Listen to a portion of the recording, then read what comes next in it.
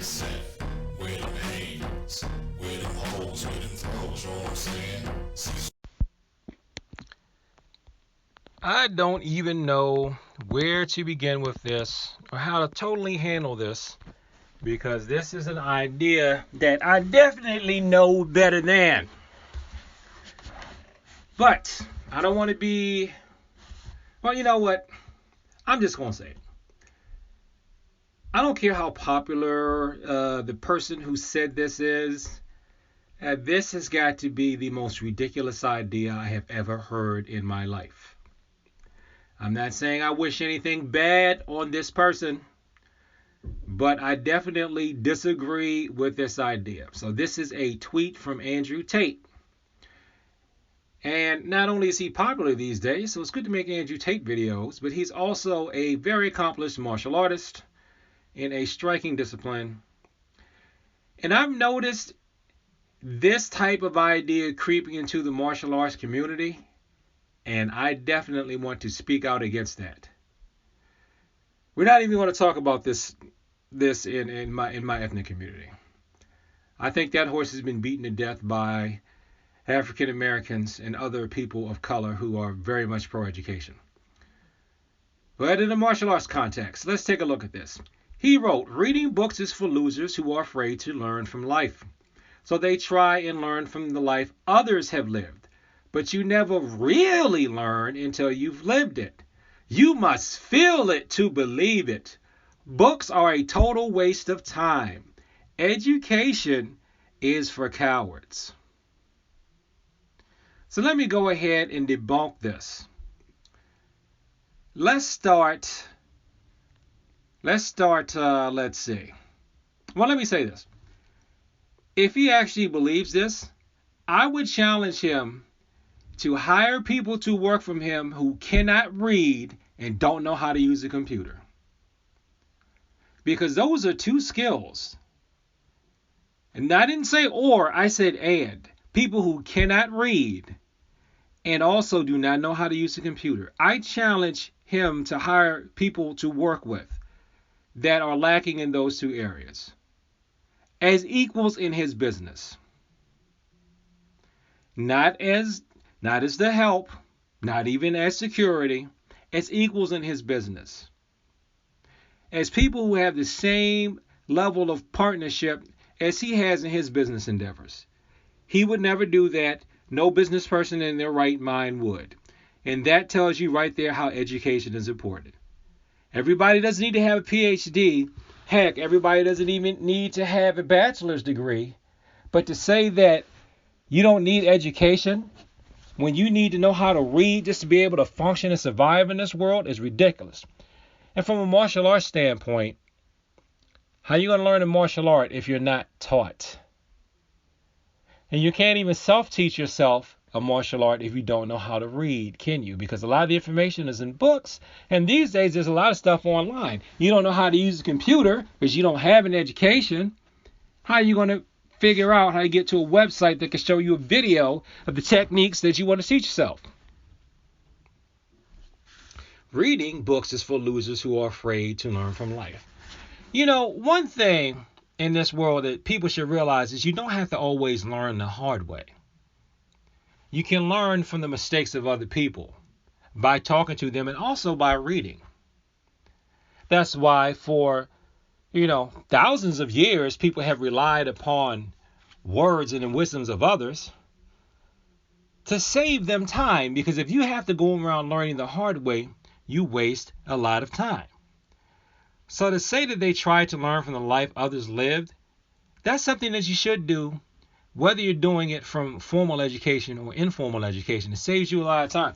If there's a car that comes by every minute on this road and can run me over, wouldn't it benefit me if I saw a sign that says caution, car coming?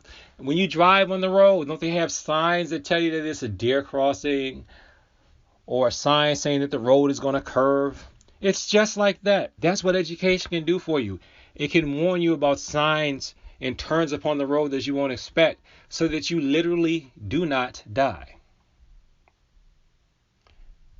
To say that you never really learn something until you've lived it Everybody doesn't need to learn the hard way. And if you're the type of person that has to experience everything for yourself, you have to learn the hard way, I feel sorry for you. It's just like how some martial arts and some combat sports have rules. Do they need to tell you you're not allowed to eye gouge somebody because if you get gouged in your eye, you can go blind? Or do you have to go blind first? Do we have to ban techniques because they can break your leg? Or do you need to get your leg broken first before you go, maybe we shouldn't do that technique in contest. Maybe we shouldn't do that. The founders of practically every martial art that we hold up as the main arts or the official styles, they all wrote books on their styles. I don't think they wrote those books for nothing. There's a book by the founder of Taekwondo. There's a book by the founder of Judo. There's a book by the founder of Hapkido. Well, no, there isn't a book by the founder of Hapkido. There's a very good book on Hapkido that I started reading recently at the time of this recording. But I think you get my drift. Why wouldn't we read those books? Why wouldn't we read those books? To find out what people who are very well steeped in this knowledge mean, what they intended behind the techniques. It can save you a lot of time and give you a lot of ideas that you can implement it.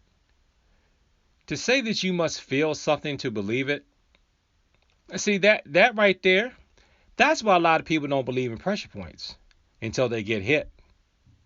Heck, that's why I didn't believe in pressure points until I got hit. If you think you always got to feel it to know it's real, again, you're going to be picking yourself up off the floor or somebody else is going to have to revive you. Like what happened to me, because I didn't believe it until I felt it. But don't go through life like that. Don't fly through the windshield before you believe that you need to put a seatbelt on in a car. Don't get into a car accident before you believe that you shouldn't drink and drive. And end up losing your legs or killing someone else. And then you're in prison for drunk driving because you don't believe that. Don't do that. That's ridiculous.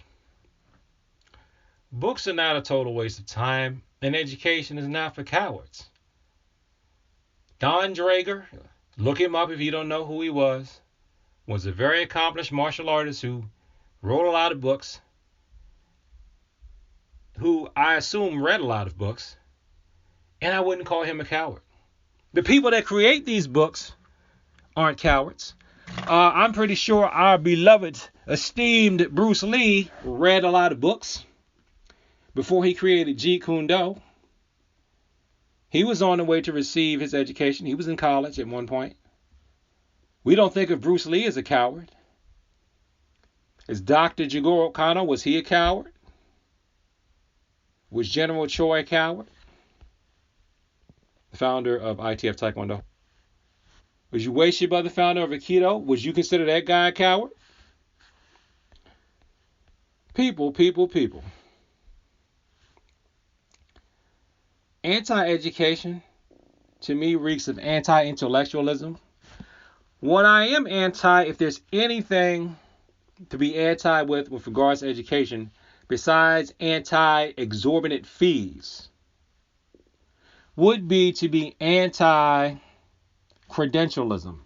Acting like everybody has to have this super high educational rank or super high certification just to be able to function. No, that's ridiculous. Okay, you shouldn't have to have a PhD in sports nutrition and be a 10th degree black belt in whatever just to run a local class at a community center for beginners. That's ridiculous. That's overkill. It'd be like saying every high school teacher needs to have a PhD. But every high school teacher should have an education. Every person teaching at your local martial arts level should have some kind of education in the martial arts. And a lot of that can be found in books. Not just in books. The best way of learning is some education, some experience. But do you have to believe? Let me put it like this. If you see a bottle with a warning on it that says poison, do not drink me. Do you have to drink it and start choking to death before you believe that it's poison? If you do, I don't know what to tell you. I don't. So this is where Andrew Tate is definitely wrong about books and education. Thank you for watching this video. Like, comment, subscribe. Please share it with people like to talk about the martial arts in peace. And as always, thank you for your time. I appreciate it. Peace.